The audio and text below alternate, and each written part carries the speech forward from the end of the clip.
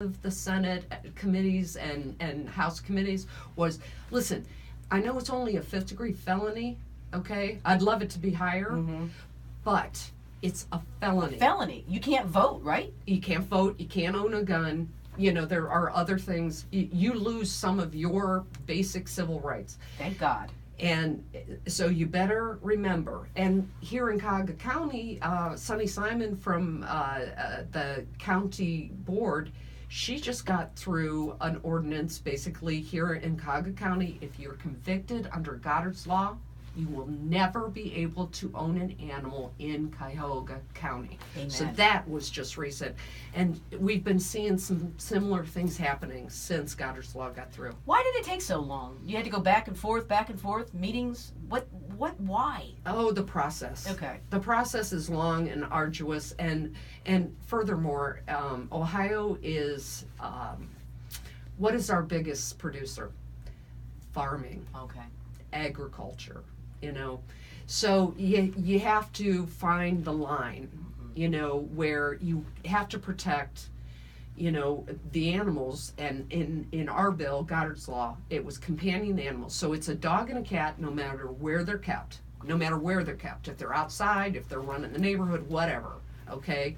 So it protects our dogs, cats, and other companion animals. But Goddard's law did something else too, which I think is a pretty big deal. Do you remember Jethro, the dog that was killed down in Canton? The K-9 police officer dog? I vaguely remember that. Just give me a quick little recap, though. He was sent into a broken-in grocery store or some kind of store. He went in before his partner. Okay. And the person was in there, shot him to death, killed him, okay? And under the old law, judges didn't have to give mandatory jail time. Guess what? Goddard's law increased that penalty. Yeah. Not only for a K-9 police officer, but for an equine police officer and for assistance animals. Nice. So mandatory jail time will find you now if you kill a K-9 police officer or equine or service animal. It's much closer to like killing an actual police officer, not just the which they are. They are an actual police officer. They just happen to have 4 legs. If you're shooting at a K-9 police officer, his handler's there. Yeah. You know, I mean, Fantastic. Basically, what's the difference? That is some of the best news I've heard in Cleveland since June 19th, 2016, when the Cavs won. I mean, that's there like you this go. Goddard. I remember when it hit the papers. Yes, Goddard's law. And I didn't realize it took that long to get going. Because I've only been here for a couple of years. So I didn't realize all this backstory. So that's fantastic. So with all this in mind, we've got this incredible event coming up. Let's talk about that. Oh, yes. It's our 13th annual. You know, I've been the director for 13 years, so my first year, I said, we have to have a signature event. So we started. And we got a nice little turnout our first year, but now we're into our 13th year. And it's called 13th Annual Pause for a Cause Carnival. Carnival. Carnival. Okay, that sounds awesome. Tell me about it. You know, we're thinking about doing a lot of really cool things this time, okay? You know, we already have a lot of things for the family to do, but dressing up your dog or cat in the greatest clown outfit or jester outfit or whatever, and getting a huge prize for the best winner. You know? Okay. And we also have our K-9 police officers that come out. They do a huge demonstration, which is freaking awesome. I mean, you know what? One year, and gosh, I wish I could have done it. And trust me, a lot of people who have dealt with me occasionally wish I could have done it. I wanted to get into that big suit. You know, like I was the perpetrator, right? And start running and let them and let the dog attack me. How fun! They wouldn't let me do it. Damn. They wouldn't let me do it. And someday, maybe 2020, we'll be able to get that done. There you go. But so tell me, where is it going to be? What kind of thing? Be right near the zoo at Brookside Park. Fun. Okay. Oh, yes. And it's on June 10th. Okay. And it starts at 9 at night. Oh, 9 in the morning. 9 in the morning. It's an all-day event then. It's an all-day event. Okay. And then we're going to have a concert afterwards. Okay. Do you know who that's going to be? You know, Doesn't I'm matter. not sure.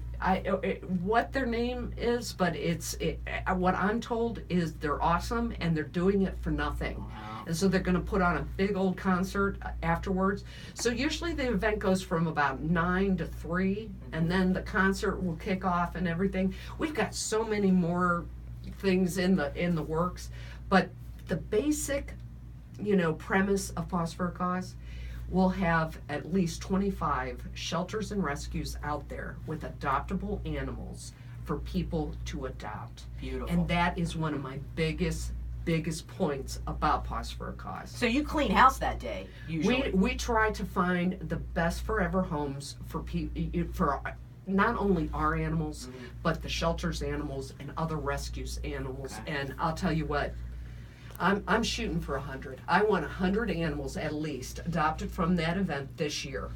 How many people came last year? Tell me about the turnout. It was a pretty good turnout because we were celebrating Goddard's Law. Okay. So we had, Dick usually comes out every year anyhow, but Dick was there, and Senator Obhoff. These are people that had everything to do with Goddard's Law. Our very own, homegrown right here in Cuyahoga County, Bill Patman, Representative Bill Patman. It was him that I went to and said, we've got to do something. And you know what? He said, yes, we do. Nice. And he was the bill sponsor, and it took off from there. And so he was there, and Dave Hall was there, and we just had a huge celebration, huge cake. Dick and I's face were on the cake, with our pens from the governor signing. Yeah, we all got a pen.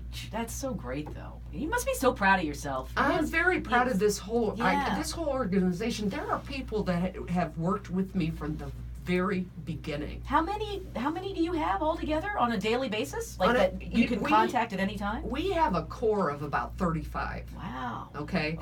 Like a core group. And then for a Pause for a Cause, we'll have well over 100 volunteers there that day. And directing, handing out things, manning the adoption booth, because I always want to know, hey, have we had any more adoptions? Because you know what? Fundraising's good, and it's necessary. It's one of those necessary evils. But the biggest thing in my heart has always been, get those babies into a forever home, and good homes. Right. And I got to tell you, there are people coming all of these years with their dog, it's usually their dog, that they've adopted from Paws. And I get to see dogs that I've fostered or other people have fostered. It's a wonderful They're like your day. little grandkids. It really is. Like, oh, I remember you from last year. Look how big you've gotten. Or sometimes it's, oh goodness, I remember you. You were a hellion. Gosh. Look how nice you are. Foster parent. Yeah. How do you put up with that little rascal? Well, he's great at agility. So you have lots of support for people who might want to be, and at that time, if they come to the Pause for a Cause, they can ask you questions.